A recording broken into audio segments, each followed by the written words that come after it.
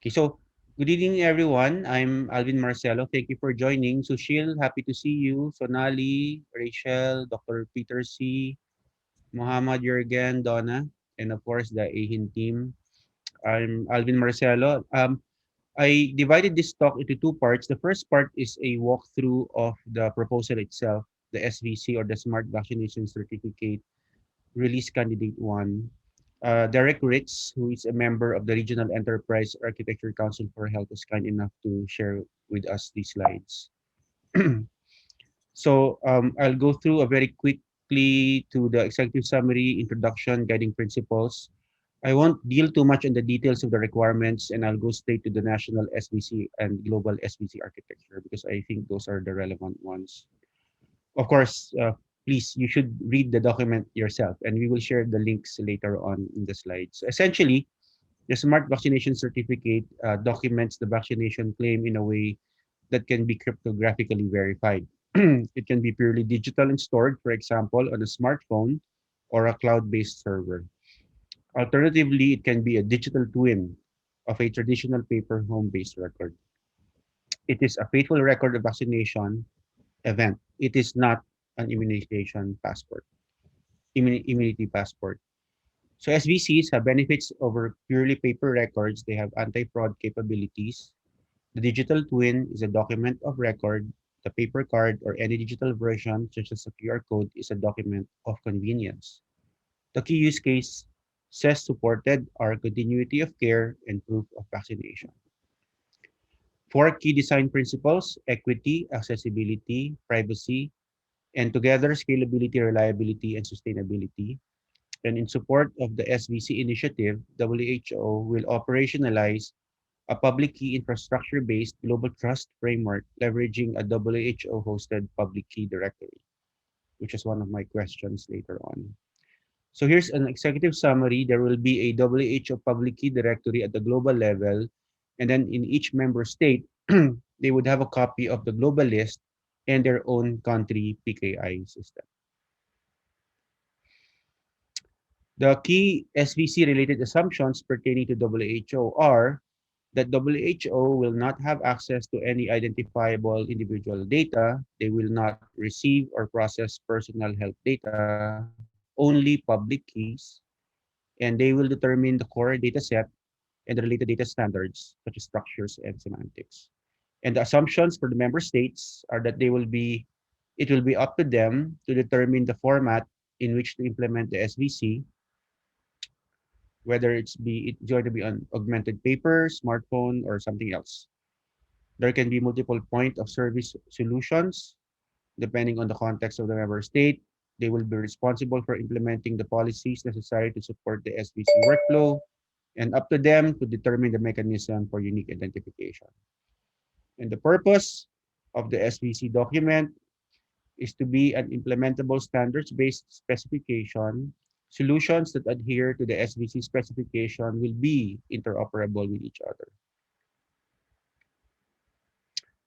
The schedule of the planned releases, release candidate 1, this what I'm presenting.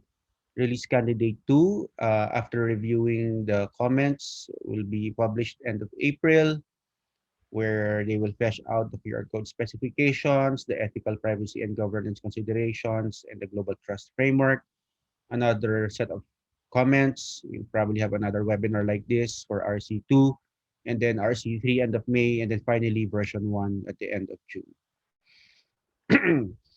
So there have been open issues like the exploring the 2D barcode formats, the SVC immunization information on the International Patient Summary or IPS format. Some member states may need help establishing their PKI.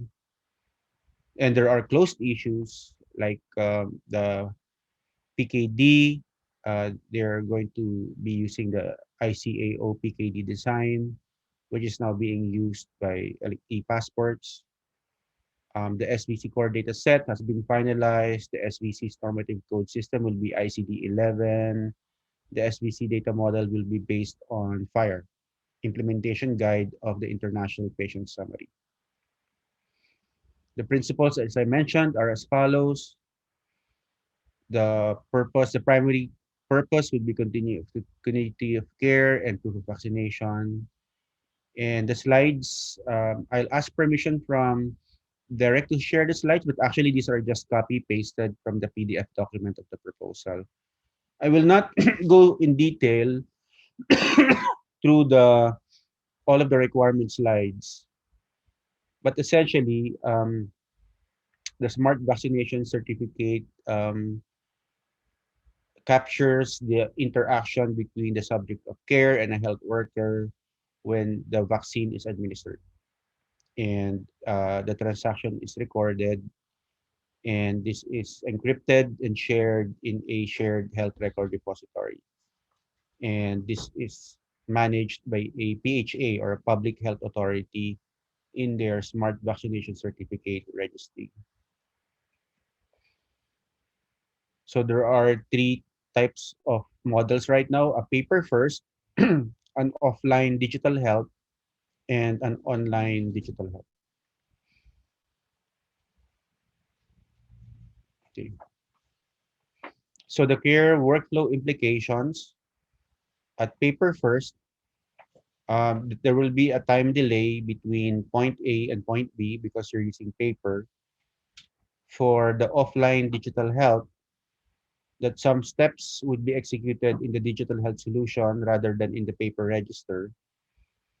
For the paper first, it relies on the SVC card being pre-printed with a cryptographically signed UVCI barcode. Expected content on the SVC card will be handwritten, and for offline digital and online digital, it may be possible to print the SVC core data set at the time of the vaccination event. For online digital health, it is possible to print the core dataset content and the cryptographically signed UVCR barcode on the SVC card at the time of the vaccination event. For this workflow, there is no delay between point A and B. Release candidate 2 of this specification will provide more detail about possible options to print barcoded content on the SVC card besides just the UVCI. For the primary purpose of proof of vaccination, an SVC holder who may have a separate identity proofing document presents to a verifier an SVC in support of a claim of vaccination status. And to verify the COVID-19 vaccination claim of a verifiable SVC holder, a verifier may choose non-cryptographic verification. A verifier may have a status checker application that can cryptographically verify an SVC. That's use case 007. A verifier may execute a transaction against the National Public Health Authority to do a status check of a nationally issued SVC, use case 8. A verifier may execute a transaction against the National PHA to do a status check that must be communicated to an international public health authority to check an internationally issued SVC, use case 9. Excuse me. Okay, so I won't deal on the details yet. I think the national and the international architectures will show us clearly what all of this means. Okay, so what's in the SVC core data set? At the header would be a globally unique ID, name, date of birth, unique person identifiers, optional, and sex, optional. And then the details will be vaccine or prophylaxis ICD-11 code, vaccine brand, vaccine manufacturer or vaccine market authorization holder, date of administration, dose number, country of administration, administering center, signature of health worker or health worker identifier, disease or agent targeted, due date of next dose. Basically, the data that we are now already collecting through our ministries of health, through our vaccination drives. Now, at the national level, the SVC architecture, WHO realized that this will be different depending on the country, and there is expectation that where digital health infrastructure and or public infrastructure has already been deployed, this infrastructure may be leveraged already. to support the SVC workflows described in Section 3. This section describes, in generic terms, a notional health enterprise architecture based on the Open Health Information Exchange, or OpenHIE. The registries and repositories defined in the OpenHIE specification relevant to SVC workflows are identified, and the subsequent slides will show them. A high-level description is given of conformance testable, standards-based transactions that may be employed to leverage these digital health assets in support of the SVC workflows. Although the transaction processing for populating an SVC registry is part of the scope of a national SVC architecture, the public key infrastructure that would support this is described as part of the overall global architecture description provided in Section 5. So for those of you who are familiar with OpenHIE, you can see the architecture on screen. We placed a red rectangle on the pertinent uh, component layers that are relevant to the SVC: the client registry, the facility registry, the health worker registry, and the shared health record. So what do we mean by standard-based transactions? Establishing the care event context by leveraging the health worker registry and facility registry to identify the health worker and facility identifiers. Retrieving the subject of care's existing demographic record in the client registry and creating a new record if needed. Retrieving existing health data about the subject of care from the shared health record if it exists, and updating the shared health record with details regarding the vaccine administration event, including the data elements stipulated in the SVC core dataset. So the subsequent slides will show you the specific transactions between the components of the OpenHIE architecture. I will not discuss them anymore, except that these are conformant, testable, standards-based workflows from the OpenHIE architectural definitions. Okay, so these are, so if you see ATNA, ITI 78, ITI 93, and ITI 93 response, ITI 93 subject details, these are fully specified transactions already. I think in IHE. Okay. So I will not go to that detail. I will shift now to the global smart vaccination certificate architecture, which is section 5.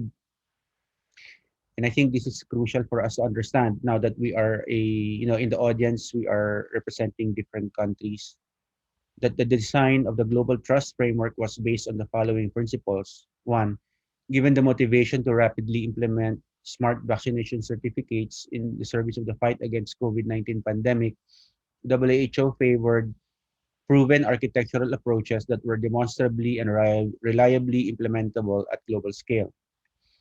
The SVC is a health document, and the trust framework design was therefore burdened with the generally applicable constraints related to the management and sharing of protected health data. The SVC's initiative overarching imperatives related to equity informed the design's focus on mature architectural approaches for which a range of open source and or public goods options will be available to operationalize national solutions.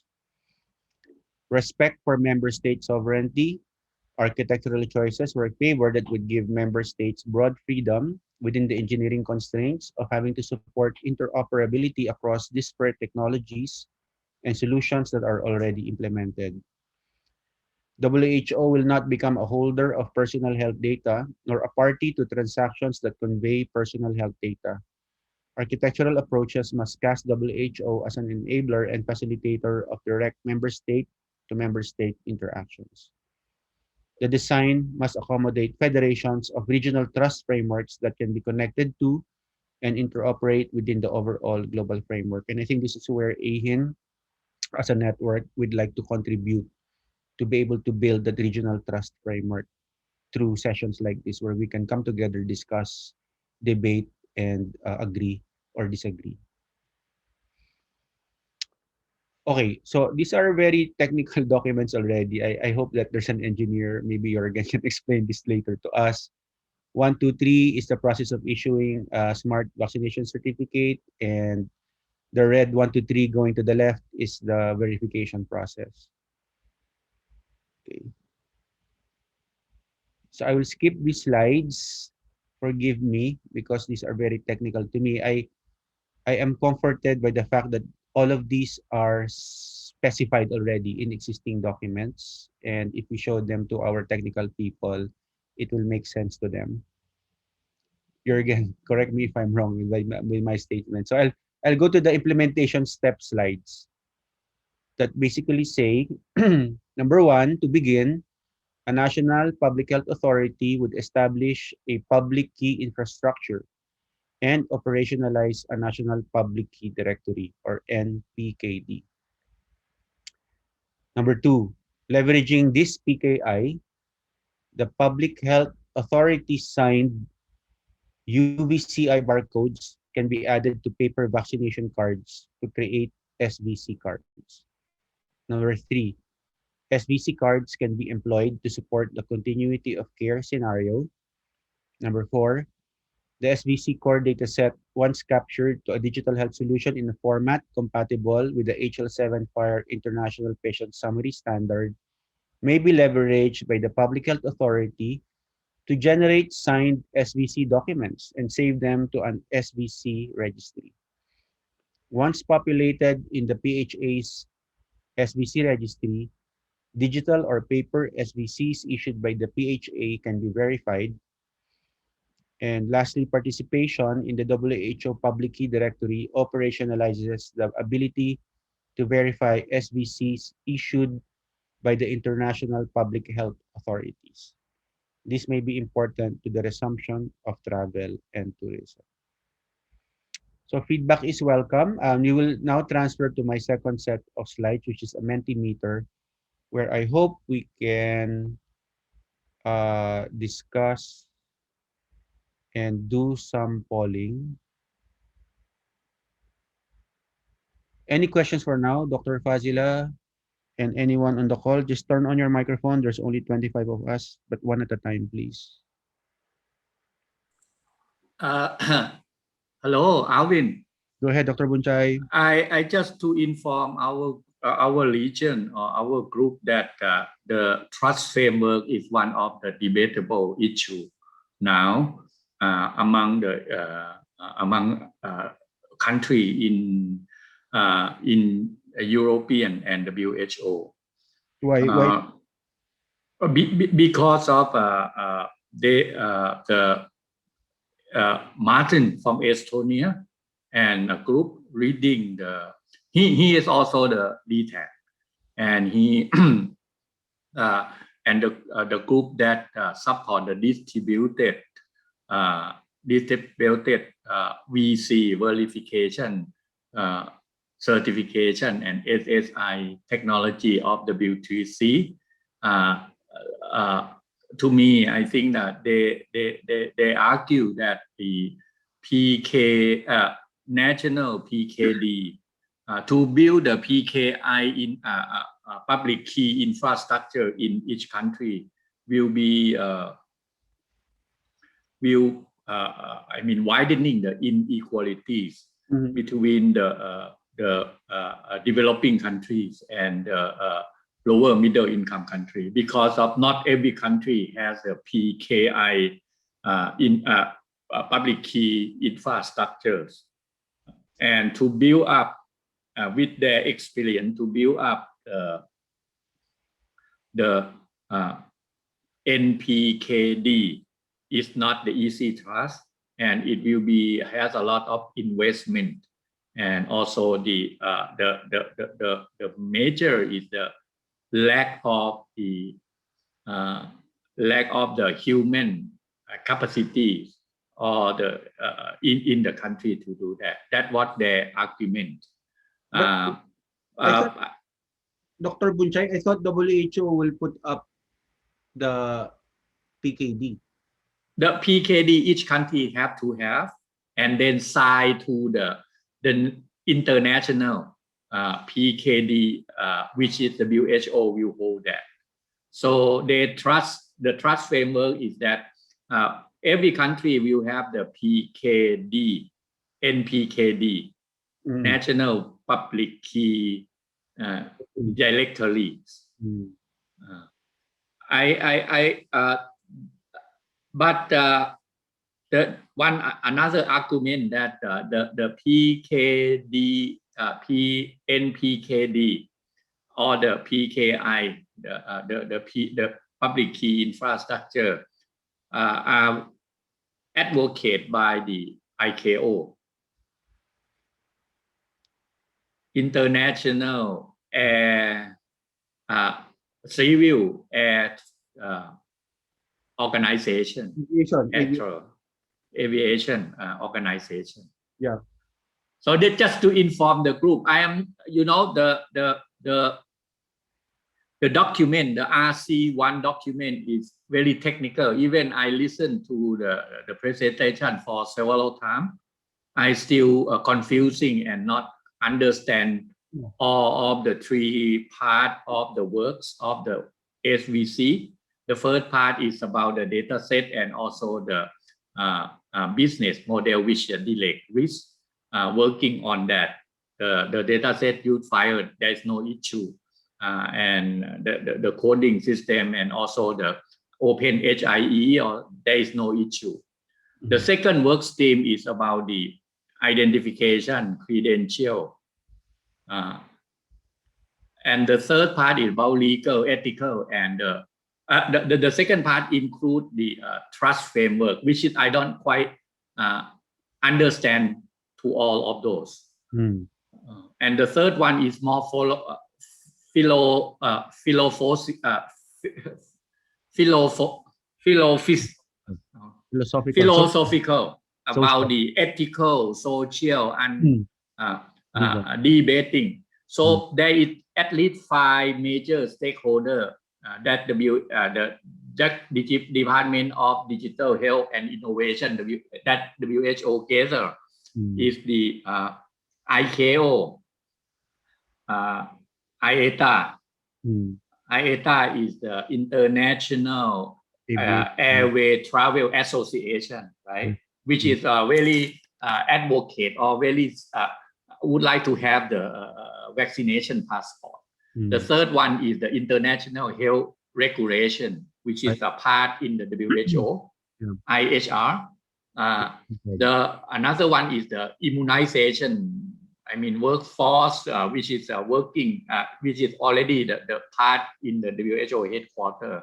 And the fifth one is the emergency response, which is the group that are working through the COVID, the one that has announced every week. That is the emergency response group. So at least 5 groups that are kind of together in this mission of creating the standard.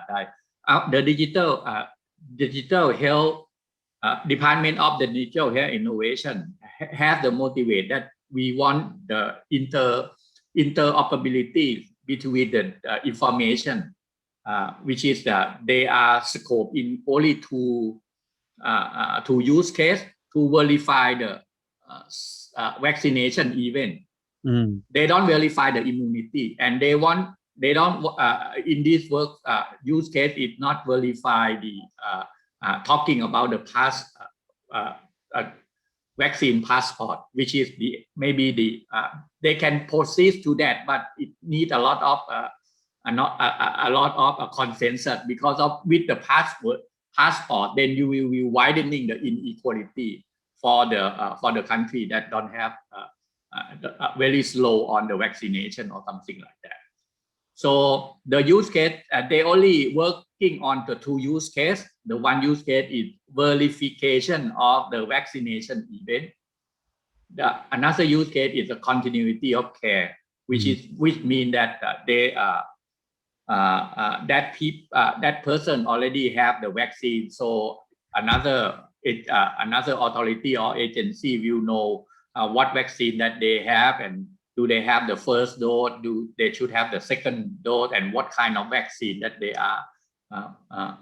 So in terms of the work case scenario or business case, there is no kind of not really debatable on that. Everyone agree on this. But I just saw in the last 2 weeks that the issue about the trust framework and is around creating the national PKD. Okay. Is one of the big.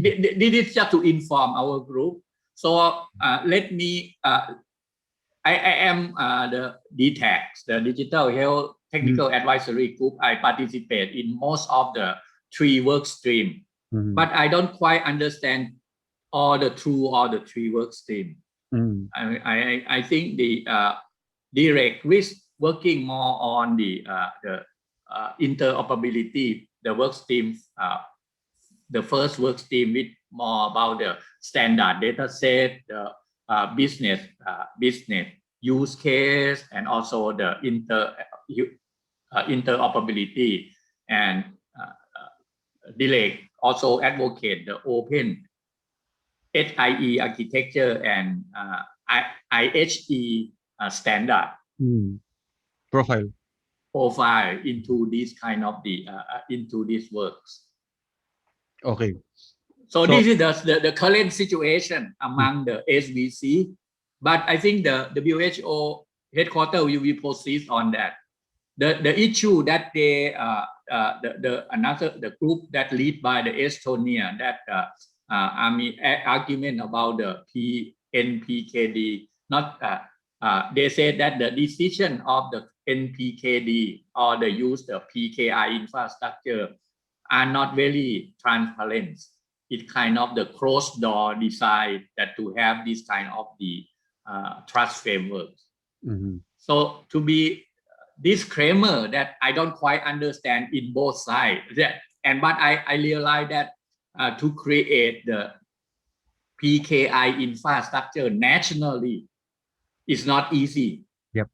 Even in Thailand, we try to do this in many years, but there is so many stakeholder and power struggle. Everyone want to be the root CA of the countries. Right. So actually, that's part of the next part of my session, Dr. Bunchai. I'll ask everyone to go to menti.com and enter 88064831 because we will have some interactive sessions. So this session is hosted by the AeHIN Regional Enterprise Architecture Council for Health. So REACH is a group of members from AeHIN who underwent certification training on enterprise architecture to the support of the Norwegian Agency for Development and WHO. Subsequently, they formed a special interest group inside AeHIN discussing how to adopt enterprise architecture as a practice in the National Digital Health Strategy. So the REACH group addresses the A, or architecture part of AeHIN's Mind the Gaps. And some of them are here. Myself, Dr. Fazila, Sushil was one of our teachers. Vish, Jürgen is a member. Irina, Derek, of course, Paul Biondich. So let's start using menti.com. Alvin, I go to Menti. I don't see the way to enter the code. You go to menti.com and then you enter 88064831. Enter where? You go to open a browser. You go to menti. Yes. Menti.com and then you enter 88064831. Yes, but I don't know where to enter that. There is no place to enter. Anyone know? You see this, Dr. Bunchai? Do you see that? You see my camera? Yes, but there is no. It seems like they asked me for your presentation. I log in as your. Oh, okay. Don't log in. How to log out? Don't log in. You have to use your other. Yeah, you have to. Don't use my account, please.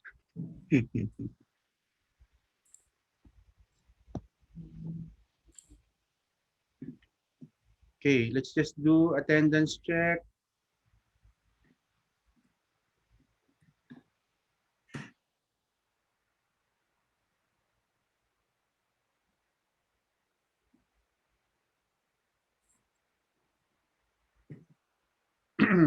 Okay, thank you, Sonali.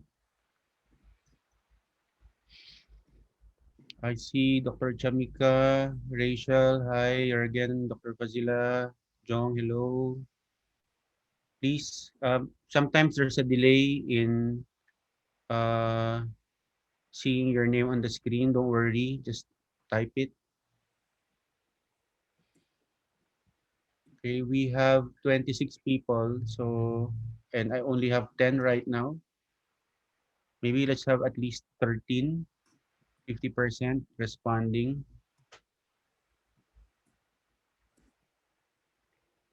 Any more? Charis, ikaw na rin.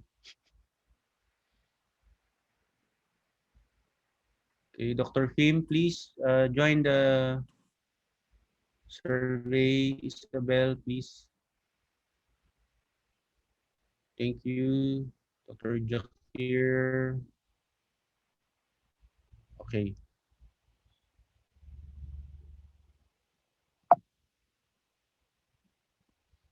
Where are you now? Please type.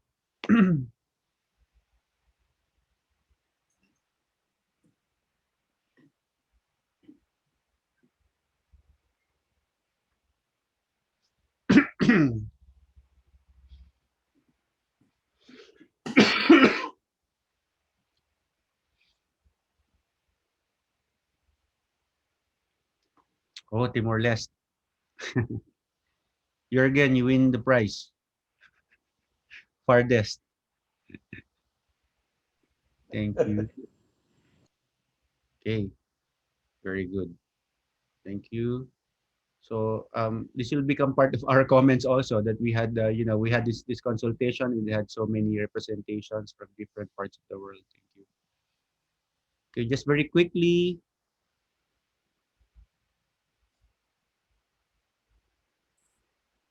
Okay, thank you.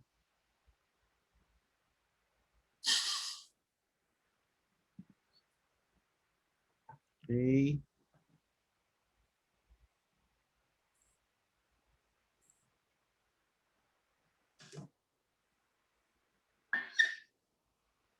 Okay.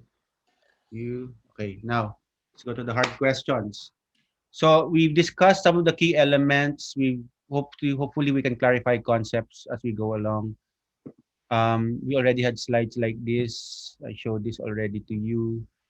And here, um, on the principles part of the paper, do you want to add, remove, or update any of the principles? I'll give you about 15 seconds. You can put agree if you agree, or if you want to add something on top of equity, accessibility, privacy protecting, sustainability, flexibility. Mm,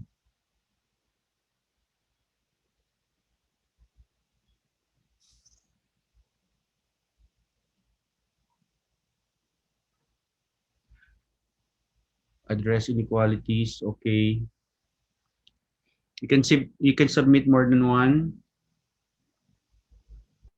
okay.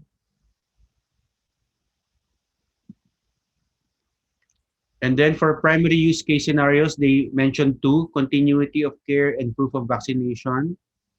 Agree, add something, remove one of these, or update.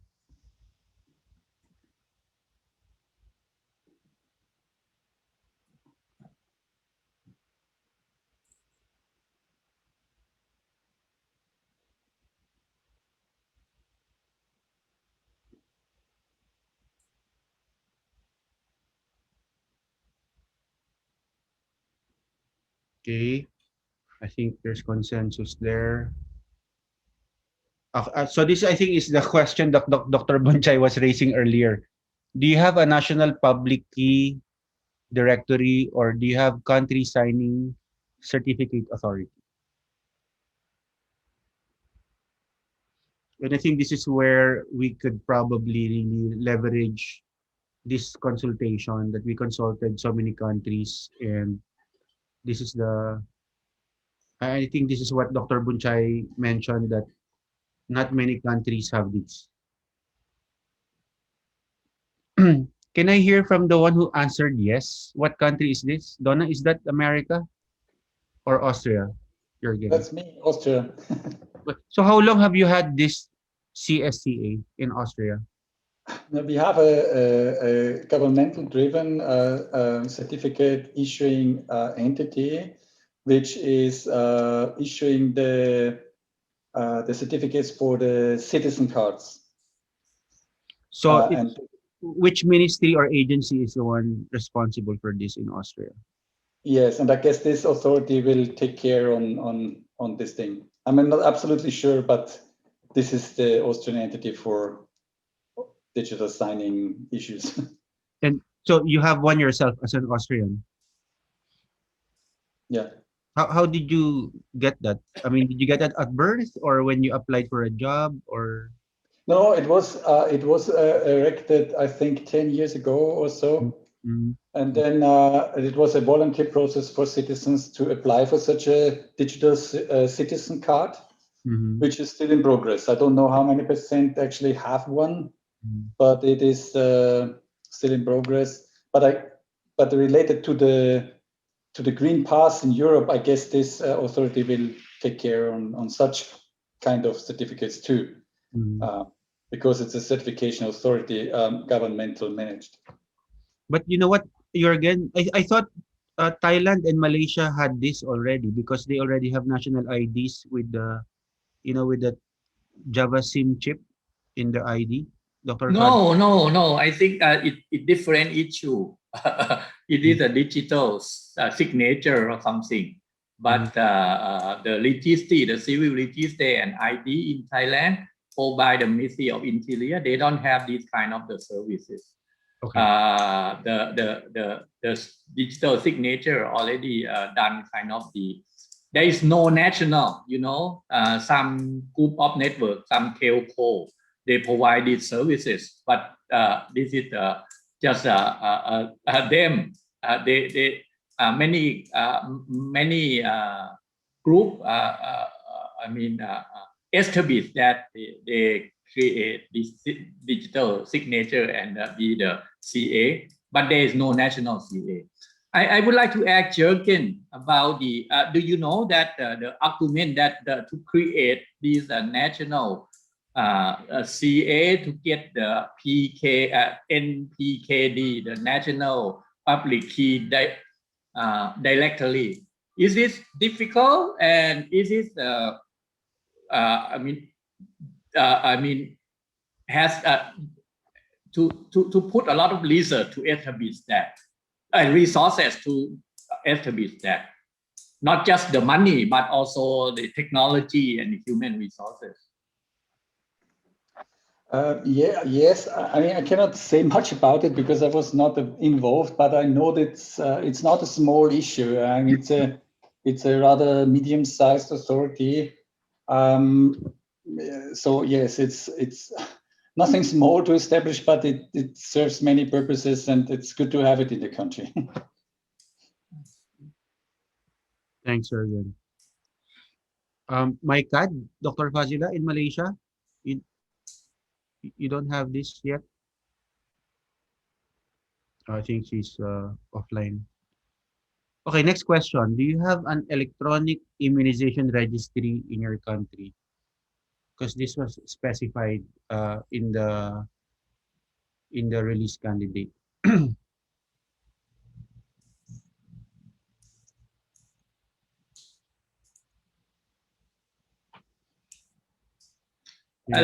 Let me explain that when we talking about the national immunization registry or the electronic national electronic immunization registry, maybe not the same things.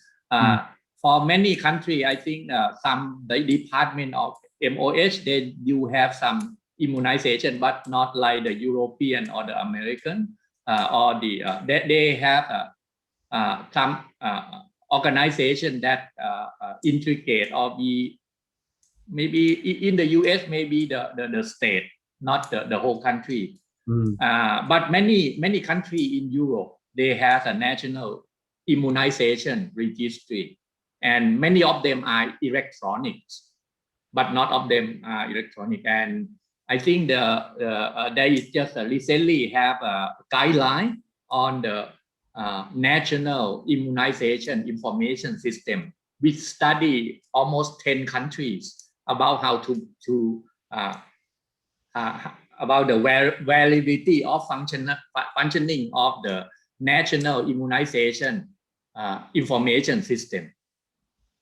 Okay. And the registry is part of that. So this question is kind of we have to more kind of get into more the detail. So only electronic immunization registry, people maybe understand differently. Is it national, or it's just one group, like the Department of Health in the Ministry of Health are doing that, and they only have registry for some vaccine, not all the vaccine, or do we mean by the national information, national immunization information system, or the registry? That is a different things. Okay, so can the 6 people type in the chat box?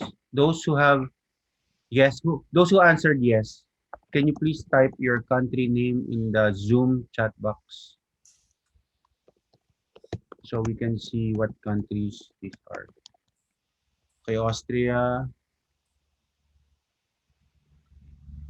Okay, please type it in the chat box so we can also keep it on record. CSCA. Next question. Do you have access to HL7 FHIR experts in your country? Because HL7 FHIR was mentioned several times. FHIR is Fast Health Care Interoperability Resources. Okay. Another question is that this question it might be very what do we mean by FHIR expert? In Thailand, we have SIL, Standard Interoperability Lab, Thailand, which are now learning FHIRs, and we are very shy to say that we are expert because of we try to implement some real world use case, and we are in the process of doing that. So let me if this question is said, do you have access to FHIR? Yeah, I can have access to Alvin, maybe the expert on FHIR, or the Onto server, or the we have some connection, but it's not kind of the sustainable. So it is really difficult to specifically what we mean by FHIR experts. Right. I think you're right, Dr. Bunchay, because having one FHIR expert in a country is not enough. You won't be able to scale with the demand that is required, right? So I think that's what you mean by being sustainable. It doesn't matter whether you have one FHIR expert in a country. If the FHIR knowledge cannot propagate fast enough, then it's practically useless. Yeah. So at least 9 people are saying they have access to FHIR experts, but maybe another question is it sustainable, FHIR expertise? Is it at a level of availability of FHIR experts that can actually go to every health facility, every health education institution, and start embedding FHIR knowledge within the country? So that's maybe the appropriate question. Thank you, Dr. Bunchay. But at least we're getting answers that there there is already knowledge about HL7 fire. Next question. Is your country, again, ICD-11 was mentioned in the document. So I wanted to find out whether the respective countries already have official plans to adopt ICD-11. ICD-11 is supposed to be turned on in 2022. AeHIN has been in discussions with the WHO FIC people, and we're anticipating we will have some training on ICD-11 this year with them. But have you formalized it already that the country will be adopting ICD-11?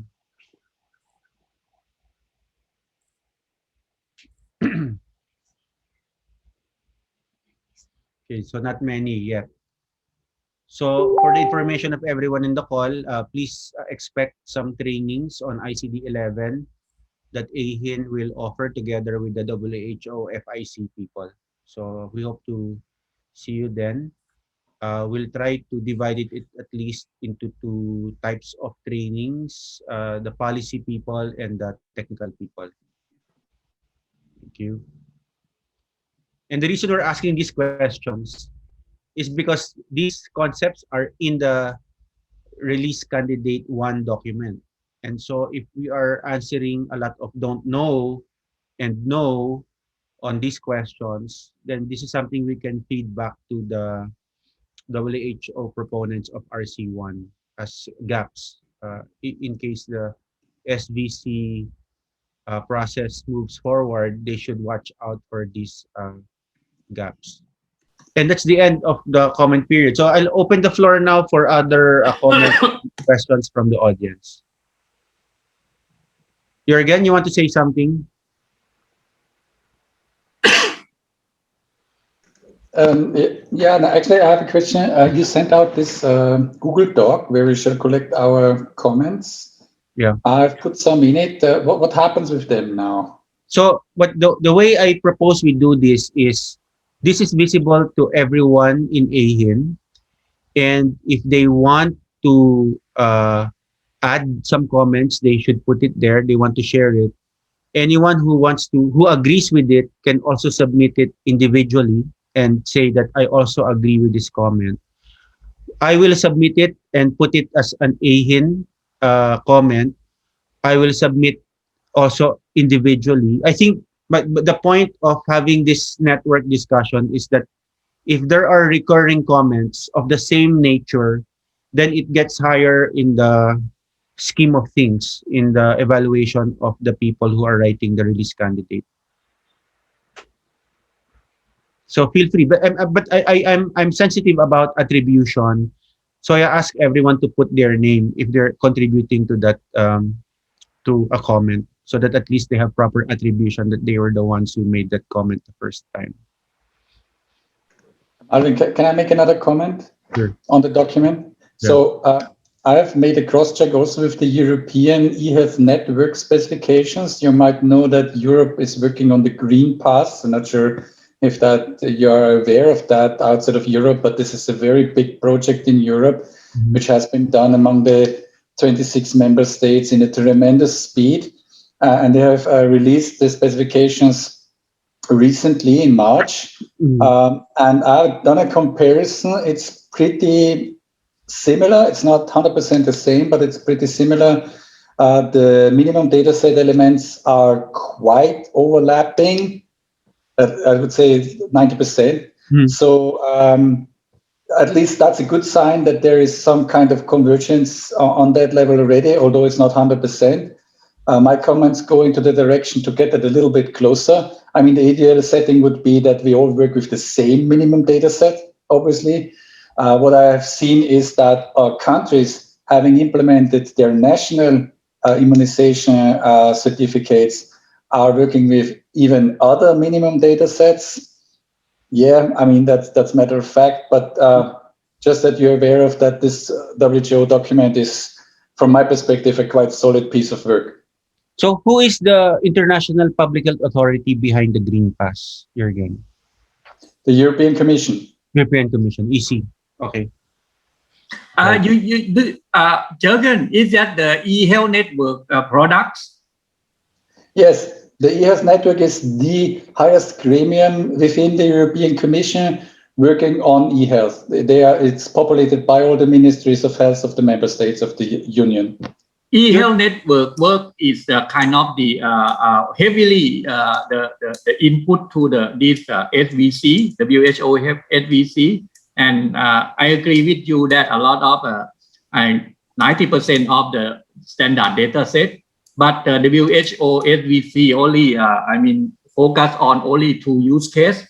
But to me, I think you said the green pass, which is maybe include the so-called traveling, vaccination passport or vaccination passport or something among the European country, which is not in the use case in the SVC.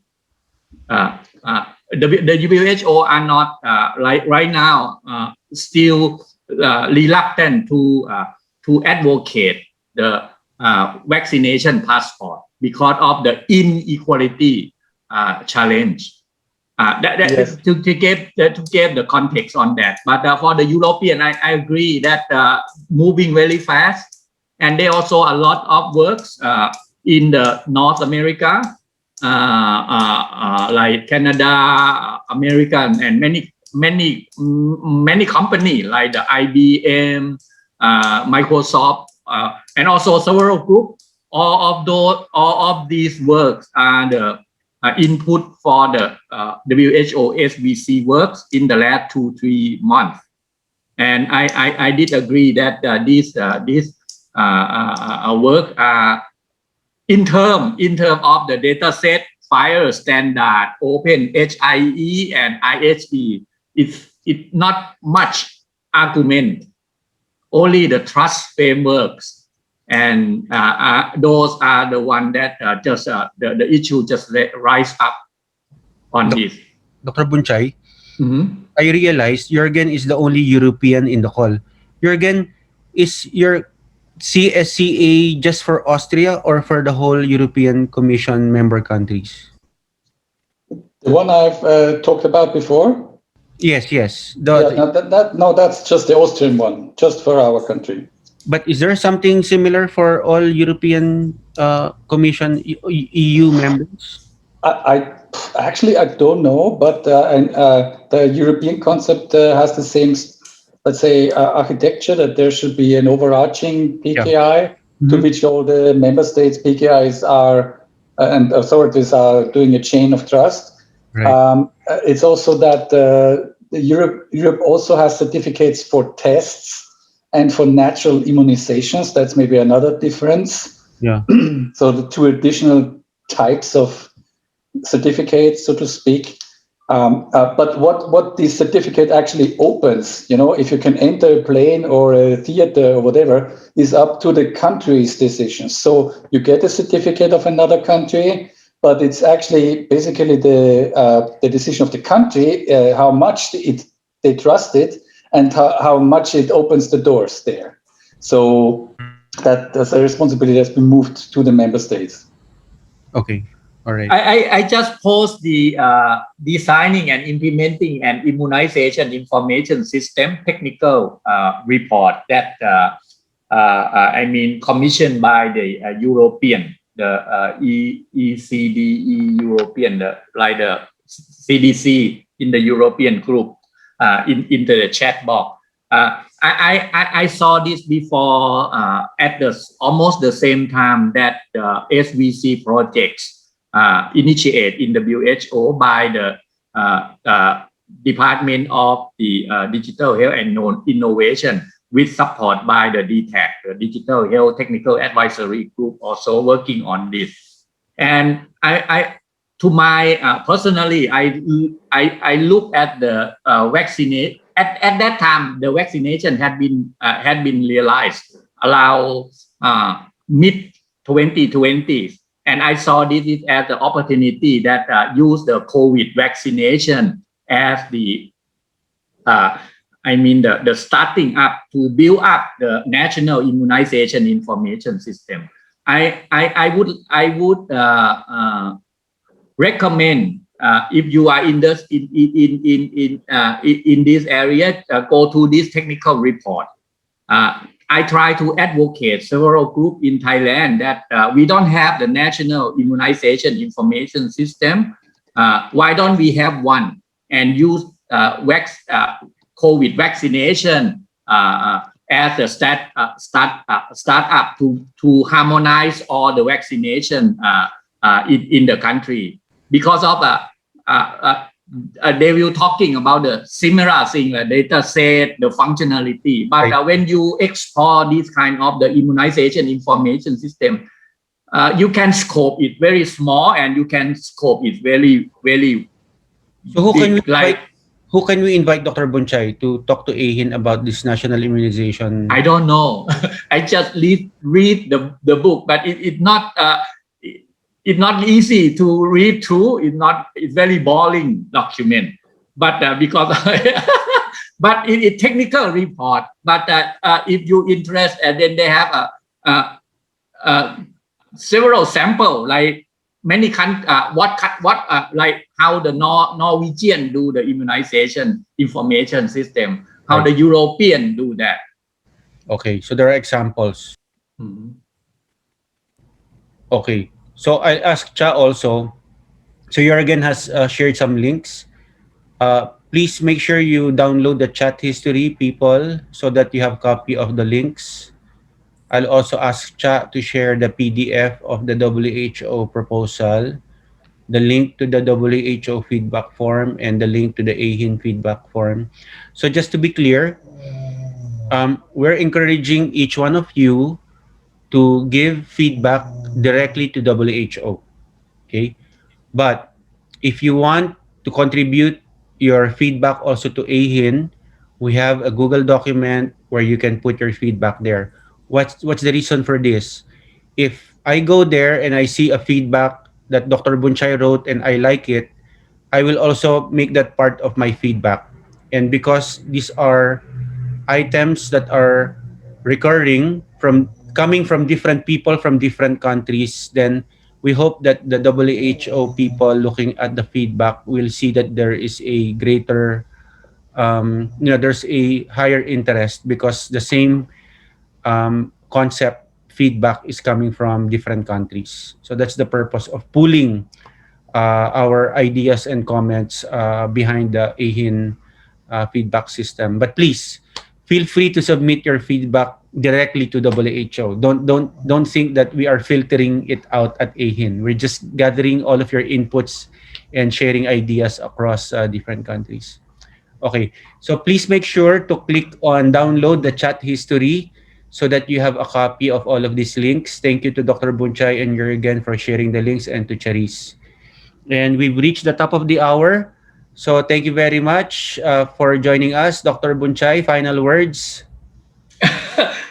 Thank you, everyone. I think I done the job of the Digital Health Technical Advisory Group, which is represent our network in that. I have to confess to you that I don't quite understand not all of their of the content that I'm working with. It already news to me too.